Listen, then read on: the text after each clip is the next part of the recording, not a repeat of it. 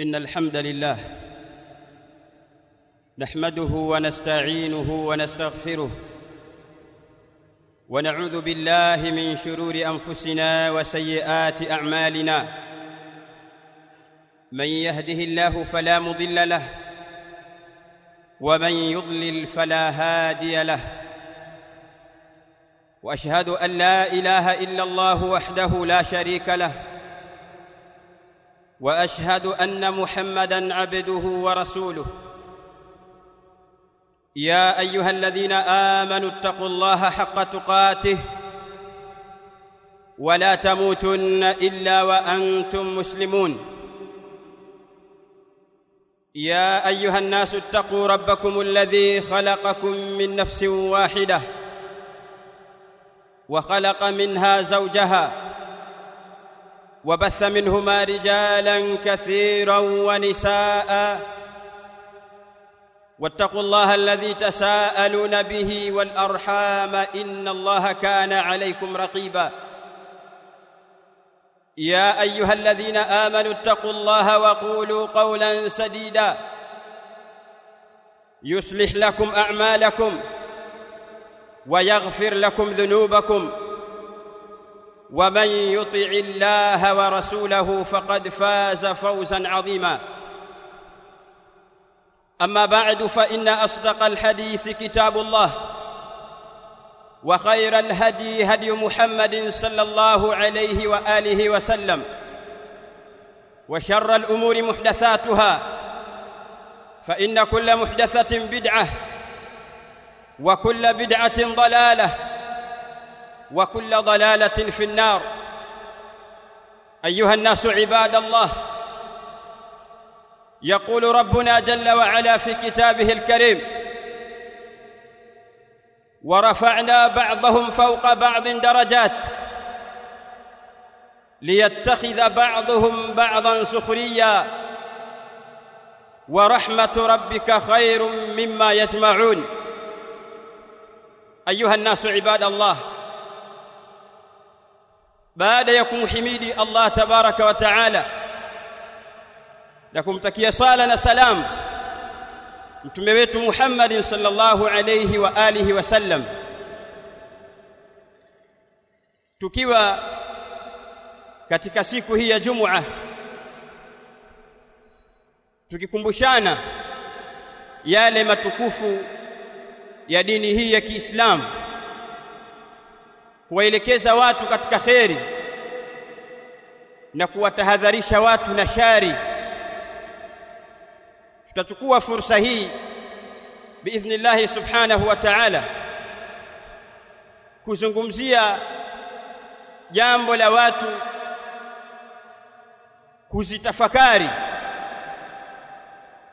na kuzitizama neema za Allah subhanahu wa ta'ala zilizo juu yao, ili iwe ni sababu ya Waislamu kurudi kwa Allah subhanahu wa ta'ala na kutojishughulisha zaidi na hii dunia kwa kuzitafuta neema, lakini wakafanya tafrit, wakazembea katika upande wa kumtumikia Allah tabaraka wa ta'ala.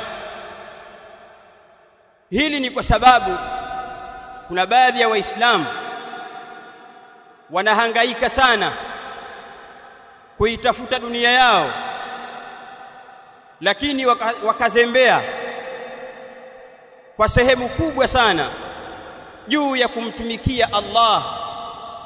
Na hili ni kwa sababu ya kwamba wao hawajakiri kisawasawa juu ya neema nyingi ambazo Allah subhanahu wa ta'ala amewaneemesha. Wakafikiri kwamba neema ni wao kupata mali na kumiliki kila kile anachokifikiria ambacho wako nacho watu wengine katika hii dunia, na zile neema alizopewa na Allah subhanahu wa ta'ala nyingi akaona hamna kitu. Kwa hiyo tuna sababu ya kuwakumbusha Waislamu juu ya neema hizi. Awalan, jambo la kwanza miongoni mwa neema za Allah subhanahu wa ta'ala zilizokubwa juu yako wewe ni al-Islam, ni wewe kuwa Muislamu, lakini pia ni wewe kuwafikishwa ukakaa katika mafundisho sahihi ya Mtume sallallahu alayhi wasallam. Hili ni jambo kubwa mno na ni jambo la wewe kumshukuru Allah subhanahu wa ta'ala. Wengi walio mfano wako, wenye akili kama zako, bali waliokuzidi wewe kimaarifa na kila kitu, hawajapata taufiki ya kuwafikishwa kwenye Uislamu huu au wakawafikishwa katika sunna uliokuwa nayo wewe. Jua kwamba jambo hilo ni kubwa na ni neema katika neema za Allah subhanahu wa ta'ala juu yako wewe. Tulizana, itulize nafsi yako, wachana na hii dunia isikushughulishe. Hiyo ni neema kubwa uliyokuwa nayo, ikumbatie hiyo, ifanyie kazi, achana na mengine yote, ielekee neema hiyo. Nalisema hili kwa sababu wengi katika Waislamu wanafikiria neema kuneemeshwa wewe ni kupewa mali tu, na ndio jambo kubwa unaloangalia watu, fulani kaneemeshwa kwa sababu kapewa mali. Sasa mali ni sehemu katika neema za Allah subhanahu wa ta'ala, lakini pia anampa anayemtaka kwa kadiri anayotaka kwa hikma zake Allah subhanahu wa ta'ala. Allah subhanahu wa ta'ala في القرآن يقول ورفعنا بعضهم فوق بعض درجات, na tumewanyanyua wao baadhi yao kwa wengine kwa daraja, liyattakhidha ba'dhum ba'dhan sukhriya, ili baadhi yao wawafanyishe kazi watu wengine. Kwa sababu dunia hii ikiwa watu wote ni matajiri, hakuna atakayefanya kazi, hakuna atakayelima, hakuna atakayejenga, sababu wote ni matajiri. Kwa hiyo Allah akawanyanyua baadhi yao juu ya watu wengine, ili baadhi ya watu wawafanyishe kazi wengine, ili dunia iende. Hili tafakari ulijue kuwa ni sehemu katika mipangilio ya Allah subhanahu wa ta'ala, kuwaweka watu katika daraja mbalimbali. Wa rahmatu rabbika khairun, lakini tambua rehma ya Mola wako Allah subhanahu wa ta'ala, thawabu zake mbele yake janna na yote ya kheri. Haya yote ni mazuri zaidi na ni bora zaidi kuliko yale yanayokusanywa duniani na watu. Hilo ulitambue ayuhal muslim, kwamba dunia hii Allah amenyanyua baadhi yao dhidi ya watu wengine, ili wengine wafanye kazi kwa watu wengine. Hii ni hikma ameifanya Allah subhanahu wa ta'ala. Ukilifahamu hilo, tulizana na nafsi yako, isiwe sababu ya kutafuta mali ni sababu ya wewe kuzembea katika mwenendo wa kumwelekea Allah subhanahu wa ta'ala. Na ujue kuwa Allah ashaqasim al-arzaq, amezigawa riziki, huyu atapata hiki na yule atapata kile. Tulia na nafsi yako, elekea kwa Allah subhanahu wa ta'ala katika kufanya mambo ya kheri. Allah subhanahu wa ta'ala katika aya nyingine anasema walau basata Allahu rizqa liibadihi, na lau Allah subhanahu wa ta'ala angalikunjua riziki kwa waja wake, kila mmoja akampa mali anazozitaka. Walau basata Allahu rizqa liibadihi labaghaw fil ard walakin yunazzilu biqadari ma yasha innahu biibadihi khabirun basir. Allah subhanahu wa ta'ala asema lau Allah angekunjua riziki kwa waja wake wote, labaghaw fil ard, watu wangefanya ufisadi katika ardhi, walakin yunazzilu biqadari ma yasha, lakini Allah subhanahu wa ta'ala huteremsha katika zile riziki yake kiwango anachokihitajia, kwamba huyu apate hiki na yule apate kile. Yunazzilu biqadari ma yasha innahu biibadihi khabirun basir. Allah subhanahu wa ta'ala juu ya waja wake ni mwenye habari, anawajua mno na anawaona. Ajua kwamba yule kheri yake nimpe hiki na fulani kheri yake nimpe kile, na huyu nikimpa hivi atatoka, huyu nikimpa hichi atafanya maasiya, wacha huyu niweke hapa na yule nimweke pale. Haya yote na hizi zote ni tadbiri za Allah subhanahu wa ta'ala. Nikisema haya nataka niwaeleze waislamu kwamba tulizeni nafsi zenu katika jambo la kutafuta. Siwaambii msitafute dunia yenu, wala tansa nasibaka minad dunya, usisahau sehemu yako, fungu lako la dunia, ukatafuta kidogo ukala, usisahau. Lakini sio jambo hili likutoe wewe nje ya mstari wa kumwabudu Allah subhanahu wa ta'ala. Jambo hili la kutafuta ukaminyana sana likakutoa wewe kwenye mstari wa Allah subhanahu wa ta'ala. Mtu hakai darasani akasoma, kimuuliza sema anatafuta nini? Hafanyi adhkar, ukimuuliza amehangaika sana, aenda kutafuta nini? Baki kwenye mstari. Hizi riziki Allah subhanahu wa ta'ala amezigawa tayari. Tuliza nafsi yako, baki kwenye taratibu za Allah. Wahi sala za jamaa zisikupite kwa sababu ya kutafuta riziki.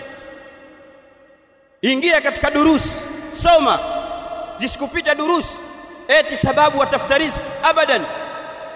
Neema za Allah subhanahu wa ta'ala juu yako ni nyingi. Miongoni mwa hizo ni Uislamu ambao tumetangulia kuutaja katika mazungumzo yetu ya awali. Aqulu ma tasma'un. Alhamdulillah wassalatu wassalamu ala rasulih al-amin nabiyina Muhammadin wa ala alihi wa sahabatihi ajma'in wattabi'ina lahum bi ihsanin ila yawmiddin wa sallim tasliman kathira. Amma ba'd, ayuha an-nasu ibadallah. Msangoni, mtume wetu sallallahu alayhi wasallam ametupa maelekezo mazuri ya maana ambayo waislamu kama watayazingatia basi ni madrasa makubwa na ni mafundisho mazuri. Ameelekeza juu ya jambo hili. Watu wamegawiwa riziki zao.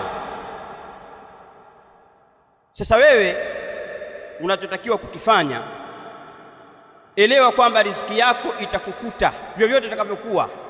Kama wewe ni mwema, riziki ulioandikiwa ndiyo ile ile, na ukiwa muovu, ile riziki ulioandikiwa ni ile ile, hautapata kinyume na ile iliyoandikwa abadan.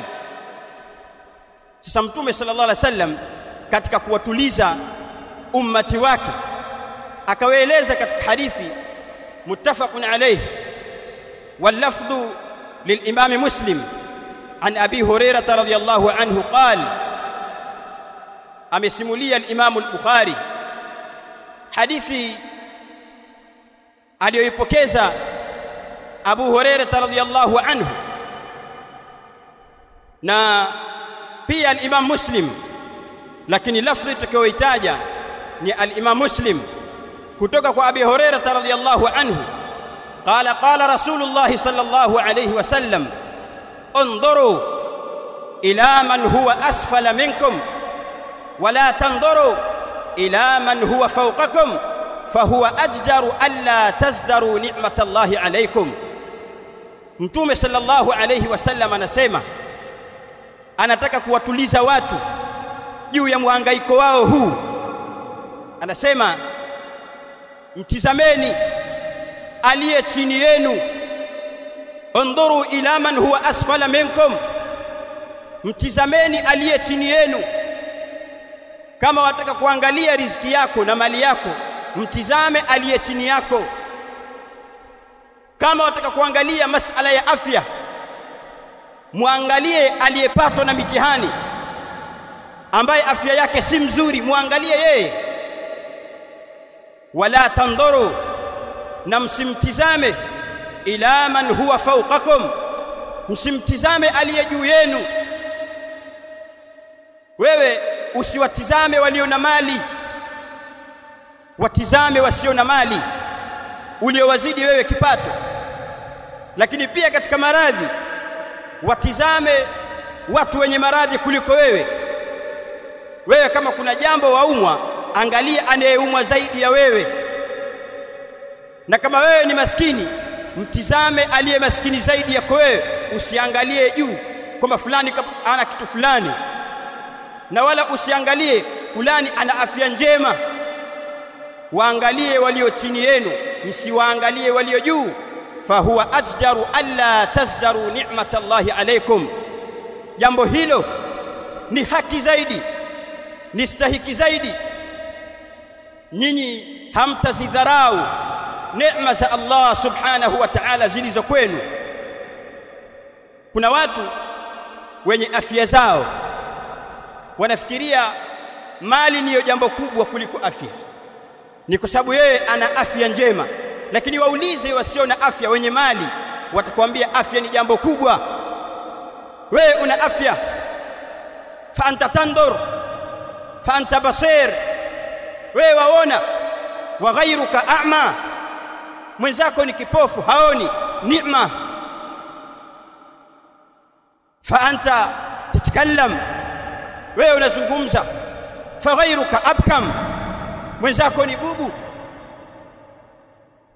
Fa anta tamshi biqadamaik, watembea wewe na miguu yako miwili. Wa ghayruka muq'adun la yastati'u alharaka, mwenzako ni mtu kiwete hawezi kutembea. Fa anta ta'kul biyadika alyumna, wewe wachukua chakula unakula na mkono wako wa kulia. Wa ghayruka la ya'kulu illa an tariqi al-anabib, mwenzako hali isipokuwa kwa njia ya bomba. Chakula utafuta sehemu za kumlishia. Hizi zote ni neema, zizingatie. Ukishafahamu kwamba hizi ni neema za Allah subhanahu wa ta'ala kwako na ni kubwa, tuliza nafsi yako. Neema sio kupewa mali na magari tu, neema ni Uislamu, neema ni afya njema. Malengo yangu ni kuwaelekeza kwamba zitumieni nafasi zenu na afya zenu na faragha zenu kumtumikia Allah subhanahu wa ta'ala katika kila wakati wako. Na hii mali kutafuta isikushughulishe abadan hata kidogo, kwa sababu sio neema kubwa hiyo. Haiwezi kuzidi Uislamu wako wala haiwezi kuzidi afya. Na ndio maana watu wenye pesa wanaondoka na pesa zao kwenda sehemu mbalimbali kujitibisha, wanamaliza pesa zao huko. Wewe una afya yako njema, wala watembea waona. Mshukuru Allah subhanahu wa ta'ala, nafahamu kuwa hizi neema kubwa uko nazo. Tulizana, muabudu Allah subhanahu wa ta'ala, kaa katika mstari. Hivi kesho baada ya siku kadhaa, leo hii tupo ndani ya mwezi 25 Dhulqaada, tunaingia katika mwezi ulio bora, mwezi mtukufu ambao watu watakao wapambane katika kufanya fadhail, kufanya a'mali, kusali, as-sadaqa, as-saum na mengineyo. Lakini utakuta waislamu katika nyakati kama hizi za fadhila, yeye bado kashughulishwa kwa sababu anaona hana neema ya mali. Muislamu kwenye nyakati kama hizi ni mtu anayebadilika, kwa sababu Mtume sallallahu alayhi wasallam katika hadithi ya Ibn Abbas radhiyallahu anhu inda al-Bukhari anaeleza Mtume sallallahu alayhi wasallam يقول ما من ايام, hakuna siku zozote katika huu ulimwengu, hakuna masiku yoyote katika ulimwengu huu, al-amalu salih, matendo mema, fihinna, katika masiku hayo, ahabbu ila Allah, yanapendeza zaidi mbele ya Allah subhanahu wa ta'ala, min hadhihi al-ayyam, kuliko masiku haya 10 ya mwezi huu wa mfungo 3. Hakuna siku yoyote katika hii dunia, kwa maana ikishapita kwenye huu mwaka huwezi kuyapata masiku kama haya bora zaidi mbele ya Allah subhanahu wa ta'ala zaidi ya haya masiku 10. Hata masiku yaliyo ndani ya Ramadhani, mchana wa masiku 10 katika mwezi huu, siku 10 za mwanzo ni masiku bora mno kuliko siku yoyote kuliko mchana wote, michana yote inayopatikana ndani ya mwaka. Sasa ni wakati Waislamu kutumia fursa hii, wakafunga, wakatoa sadaka, wakasoma Qur'an, wakaingia kwenye madaris, wakafanya mambo ya kheri. Hakadha yambaghi. Sasa sio watu tu kwamba wao kukicha wanatizama miradi mikubwa mikubwa itukoweka mahali pazuri hapa duniani. Hii ndio miradi mikubwa mikubwa tukokuweka pazuri mbele ya Allah subhanahu wa ta'ala akhirah. Huo ndio mradi wako wewe Muislamu. Hivyo narudia tena kuwaeleza kwamba awalan kwamba hizi neema Allah amezigawa kwa anemtaka, na amekwisha andika kwamba fulani atapata kitu fulani. Ndio maana Mtume sallallahu alaihi wasallam katika hadithi anaeleza kwamba inna ruhal qudus nafatha fi ru'i. Jibril alikuja akamvivia Mtume sallallahu alaihi wasallam, akaja kumueleza kwamba innahu, hakika mambo yalivyo, lan tamuta nafsu, haitakufa nafsi yoyote, hatta tastakmila rizqaha wa tastawfiya ajalaha, hata kufa mtu yeyote mpaka amalize wakati wake wa kuishi duniani, na mpaka amalize riziki yake aliyoandikiwa. Hakuna mtu aweza kuondoka hajamaliza wakati wake wa kuishi. Yoyote, hakuna atakayeondoka hajamaliza riziki yake aliyopangiwa na Allah. Faqal fattaqullah, mcheni Allah, wa ajmilu fi talab, nafanyeni vizuri kwenye kutafuta. Kama wewe ushaambiwa kwamba hakuna kitakachokupita katika riziki yako, utakipata tu, basi mcheni Allah. Huko kutafuta kwenu kusiwashughulishe na mambo ya kimsingi. Wakuta Muislamu ala sabili almithal anapambana sana kutafuta dunia yake, alafu akafanya uzembe kuitengeneza akhira yake. Yani ni kitu huwezi kuweka pamoja kwenye mizani. Wewe Muislamu unayejua akhira ukaiathiri zaidi dunia ya miaka 60 ambayo haina guarantee, pia ukaiacha akhira utakao kwenda kuishi milele, hawezi kufanya hivi. Mtu mwenye busara hawezi kufanya. Labda mtu asiamini akhira, lakini waamini akhira. Huwezi kuiathiri dunia ya miaka 60 alafu enda kukaa milele akhira kwenye matatizo na shida. Ondur, tisameni, upime wewe ujue kwamba kumbe hii dunia hamna kitu, ili uwe makini kwenye kutafuta kwako kusikutoe nje ya mstari. Weza kutafuta wewe miaka yako 60 ukamaliza, huenda ukapata, na mwingine wala asipate, kashughulika na wala hapati. Upate kwa sababu hujaandikiwa. Sasa ya nini usikae darasani? Kwa nini usimwelekee Allah? Hutapata kwa sababu hujaandikiwa. Hata ukiminyana huwezi kupata abadan, wallahi. Sasa mtu kaminyana sana alafu kesho aondoke ingia kaburini, huenda kaburini akakaa miaka mingi zaidi aliyokaa duniani. Au amlijui hilo?